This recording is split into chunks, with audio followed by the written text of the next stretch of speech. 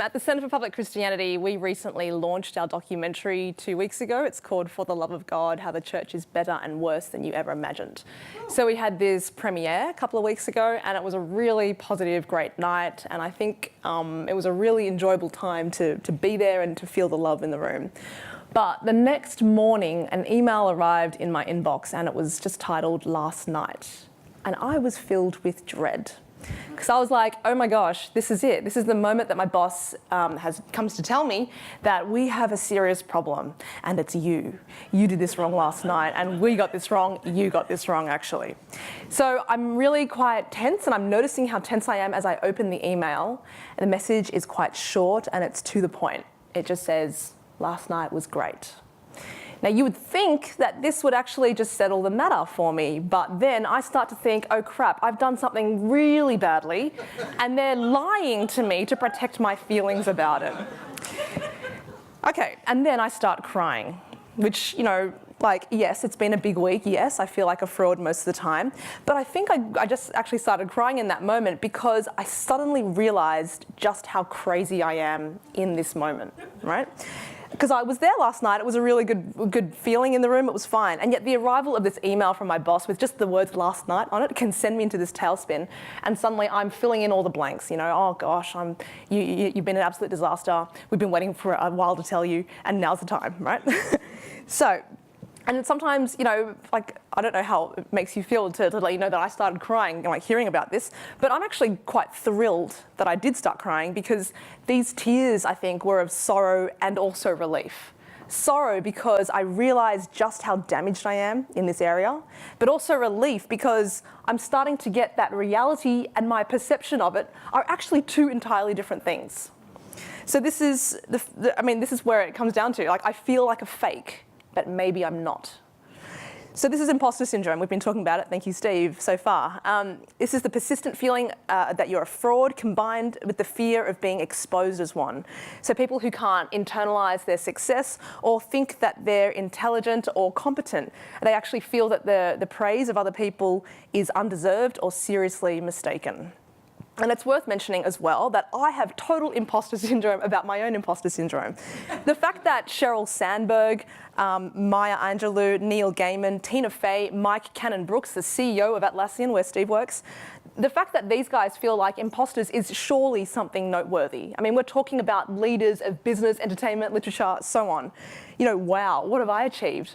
So if you're thinking, and you may be, go publish 5 best-selling books and then come and talk to me about it, and then I might take you seriously. Then I'm already there. I already thought that as well. But it turns out that imposter syndrome is actually quite prevalent. It turns out you don't have to be a leader in your field in order to feel like a fraud. There was this 2011 study that found that some 70% of people felt fraudulent and incompetent at some point of their lives. And even though the study from the 70s that originally named imposter syndrome in the first place noted its prevalence among women, studies since then have shown that men feel like fakes as well, especially male academics. Surprise, surprise. One study found that men actually outscored women on that point. But one thing the research does point to is that there is a confidence gap between men and women. So women experience more self-doubt than men, and that internal barrier prevents women from leaning in to opportunities at work. So there was a study from HP that found that women would only apply for jobs if they met 100% of the criteria, whereas men would apply if they filled it 60% of the time. And economics professor Linda Babcock found in studies of business school students that men would initiate salary negotiations at the rate of 4 times that of women. And when women did eventually ask for a pay rise, they would ask for 30% less than the going rate that their male colleagues were asking for. So, but it's also important to realise that women aren't just contending with their own internal barriers, their own self-doubt. There are actually external barriers as well. A study by Swedish immunologists found that female scientists had to produce 2.5 times more research than their male colleagues to be considered equally credible. It's actually quite depressing, really.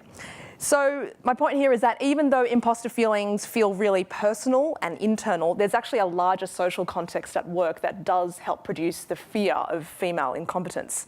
So if I can just talk to the women just really briefly, if you are plagued by self-doubt, just entertain the thought that perhaps you are far more competent than you actually realize. It's just that you, and yes, possibly others, have a really hard time seeing that you are competent. Of course, in saying all this, I should totally take my own advice, and I am starting to, slowly.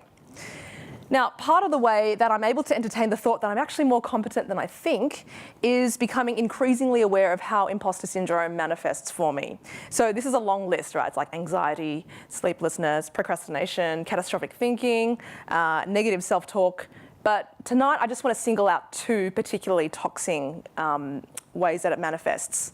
Firstly, my imposter experience manifests through perfectionism. If I get feedback that is 99% positive, I totally ignore it. Steve called me out before.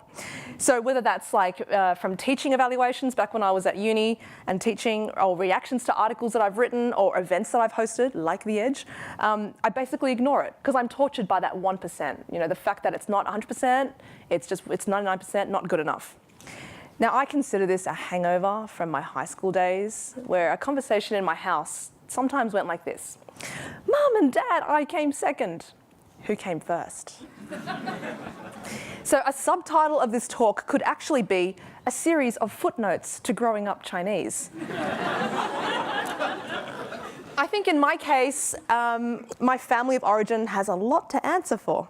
A lot of ink has been spilt on tiger parenting in recent years. It's like famously harsh parenting style adopted by Chinese people that stresses academic achievement to the exclusion of all else, and the kids suffer. The kids are not all right. Now, my parents never explicitly told me that being smart equals being loved in our family. And not for 1 minute do I think they actually felt like that. But it kind of felt like that to me sometimes. I felt that nothing I did was ever good enough. It didn't matter if I topped my school. You know, I'd only be kind of like average to middling in a selective school. And I adopted the belief that I am what I accomplish, that my work is an index of my worth, even though, as a Christian and a public Christian who works for a Christian organisation, that idea that my worth is connected to my work is directly contrary to Christian teaching. Now, nonetheless, this is a fear that has stayed with me. Several years ago, I wrote an article about our cultural captivity to this idea that sex and romantic love will save us, will complete us, will fulfill us in the way that nothing else will. A few people wrote to me to let me know that they liked the article, not that I believe them. All I felt in the face of their compliments was this overwhelming sense of shame. I was like, oh my God, it was so terrible. I laboured so hard over that, and all I got was this. But then weirdly, I also felt really embarrassed. I was like, I'm sure I'm capable of so much more than that. And I'm like, just so embarrassed that you think that's my best effort. Now, it turns out that for me, that article wasn't simply an article. It was actually a measure of me and my worth. And I felt it was conclusive proof of my fraudulence. Oh, the irony, you know, because I was writing an article about how other people overburden sex with expectation. And here I am, where my reaction to this article reveals my own impossible expectations of my work. I was treating it as though it proved the success, or otherwise, of my existence. So, like, pot calling kettle black? Absolutely. Now, my imposter experience also manifests through extreme confirmation bias. Do you guys know what confirmation bias is? You basically seek out information that supports your case. You hear what you want to hear. And the result is that I become invested in my version of reality beyond reasonable doubt. So I have another experience from high school to share with you. I'm so sorry, but I swear this is where all my trauma started. Okay. I remember logging in to get my HSC results, okay, first thing in the morning. And the results came back so quickly, and they were so good, that I was like, oh, far out, I've received someone else's results.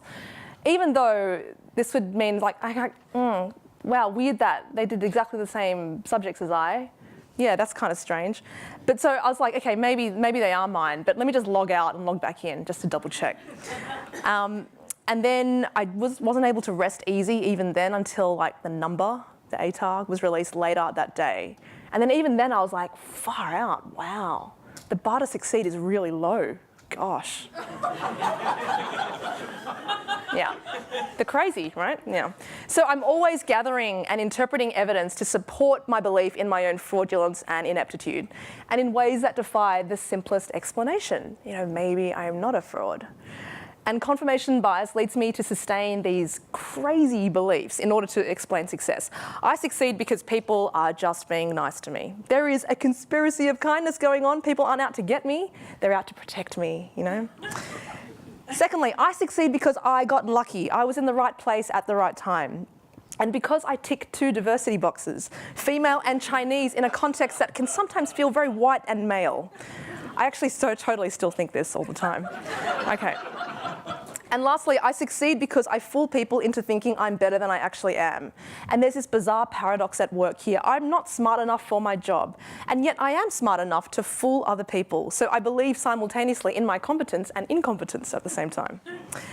Now, the problem with confirmation bias, one of them, is that it's just so narcissistic, right? If all disconfirming evidence is rejected, then no one can pierce this bubble of delusion. No one. But, you know, I have to stop and think, what's so special about me that everyone, including random people, want to protect my feelings? And if I think I fool people, do I imagine that others are so easily deceived? So I can start to see a way out of the tunnel. I hope you can too.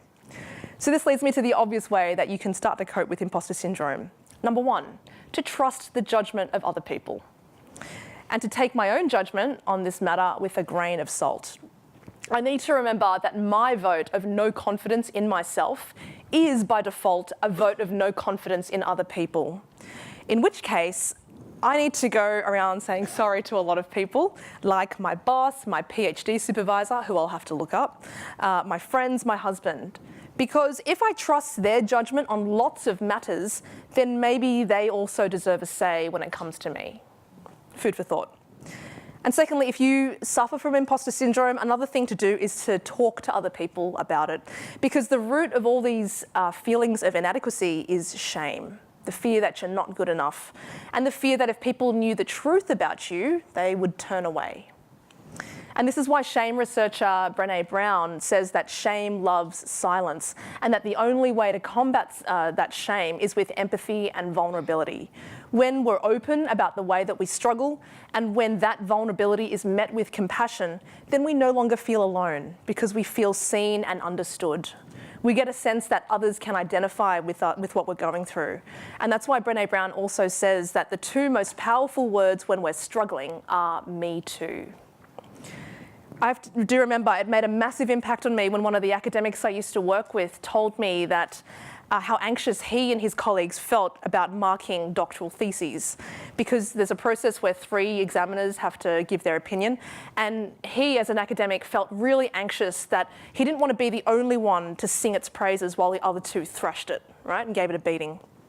So he left me in no doubt that examiners of theses felt that they were putting their reputation on the line every time they endorsed someone's work, and they were plagued by self-doubt and fear that they would miss something crucial about it. I mean, this was a guy who kept us enthralled during lectures and was the absolute epitome of confidence. So it's comforting, you know, I hope you get, it's comforting to learn that people who look so together on the outside are actually just quivering wrecks like the rest of us as well. And lastly, it's worth considering what the basis of someone's true worth is, what your true worth is. When I look back at my high school experience, I wish I wasn't so compliant.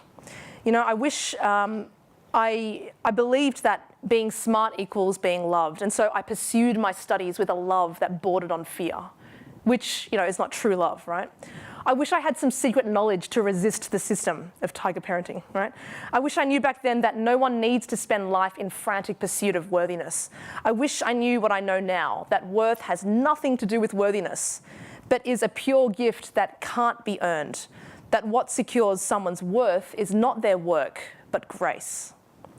Now, we all want to know that we matter, that our lives mean something. The strongest basis for that I've found is the Christian claim that all of us are made in God's image, and that therefore gives us infinite worth and value on that basis alone. It has nothing to do with what we do or what we fail to do. Nothing can compromise that. Now, if you can't believe that for yourself, and if you're an imposter, I totally get what that's like, then that's okay. But I'll believe it for you, and I'll ask that you trust my judgment. Thank you for listening.